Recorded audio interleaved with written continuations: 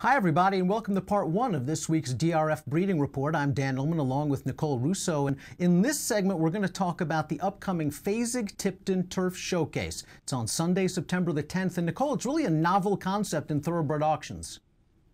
It really is. Fasig Tipton rolling out this new sale focused on yearlings whose pedigrees, physical appearance, overall makeup suggest that they are future turf runners.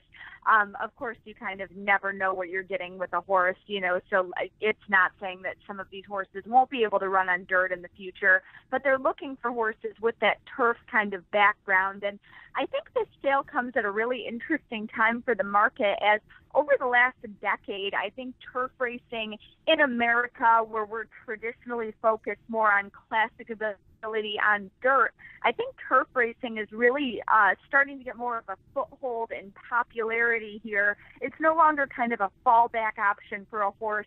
It can be a target in and of itself, especially with races out there like the Breeders' Cup Juvenile Turf events that were conceived within the last decade, big money events later on like the Belmont Derby and Belmont Oaks to point for, and of course a number of American-bred runners who have competed successfully on the international level in recent years. And a really wise placement, I think, on the calendar. Of course, the Marathon Keeneland September yearling sale begins on Monday the 11th. Fasig Tipton has this sale the night of the Keeneland September yearling sale. You should have international owners and breeders with their eyes on some very well-bred horses to take all over the world. Yeah, I think positioning this sale right before Keeneland September, when, of course, you usually have international contingents coming in to buy, those buyers, that base will already be in town from outfits such as Coolmore, other European outfits, Australian outfits who we've seen buying recently.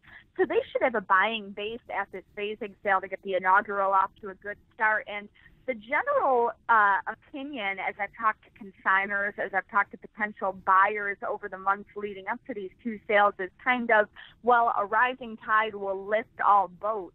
This Fasig sale is positioned to, get some reflected glow from Keeneland, but this sale could also establish some market momentum going into the Keeneland sale. So really, I think it's an interesting segment of the market, and we're going to see some interesting things at play with these two sales playing off each other.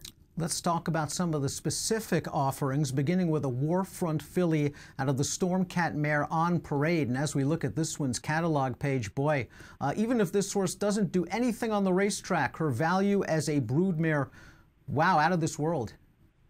Yeah, I mean, you just couldn't ask for a better page on a filly. Her dam, a stakes-placed runner, dam of two stakes horses already, is a full sister to champion Storm Flag Flying. The second dam, of course, that multiple Grade 1 winner, My Flag. And, of course, the third dam, what else can you say about Unbeaten Champion and Blue Hen Personal Ensign? All of the fillies and mares from this family produce so well. This filly would be outstanding no matter who was on top of the catalog page, but she's the only filly in the catalog by the commercially popular international sire Warfront. I think this might be the blockbuster offering of the sale. $400,000 weanling purchase is this filly by Warfront, who of course adds turf to a pedigree that is loaded with class and dirt influences. That's number 101, the Warfront filly out of On Parade. Scat Daddy, 5 yearlings from the final crop of Scat Daddy, and Scat Daddy, a very versatile stallion that of course does well with turf runners. First, we're going to take a look at this colt out of Lovely Rita, and when you look at deep in this female family, nothing but good Group 1 winners on the turf overseas. Yeah, this is a very strong family with so much European class. It's the family of a 1,000 Guineas winner yesterday, a Group 1 winner, Quarter Moon, a Group 1 producer herself, family of Thomas Chippendale, Alleluia, so many good graded group, turf stakes performers. Scat Daddy, as you said, so versatile, but so many of his best runners have been good turf horses. Decida, Lady of Shamrock, No Nay Never, Lady Aurelia, Harmonize, who just notched another graded victory on closing weekend at Saratoga. So many good runners out there and still to come from the stallion who died, tragically young. And, we've already seen the market responding to kind of the scarcity of offerings with his final crop of yearlings. Let's take a look at another of Scat Daddy's offerings in this sale. It's number 78 out of the Unbridled Song Mare Last Song, who was a Grade 2 stakes winner on the dirt. This third dam was a Grade 1 stakes winner on dirt. Scat Daddy gives you all sorts of versatility. This colt has plenty of options on any surface.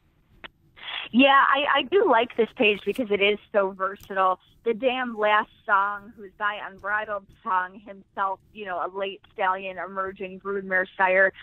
She won the Grade 2 Bonnie Miss on dirt. She was third in the Ashland at Keeneland. Really nice race mare, and a lot of graded and group stakes performers on both sides of the Atlantic deeper in this family. I think this is a colt with a lot of options, and again, bringing kind of that supply and demand into play. I'm really looking for these Scat Daddy yearlings to stand out in this turf-oriented market.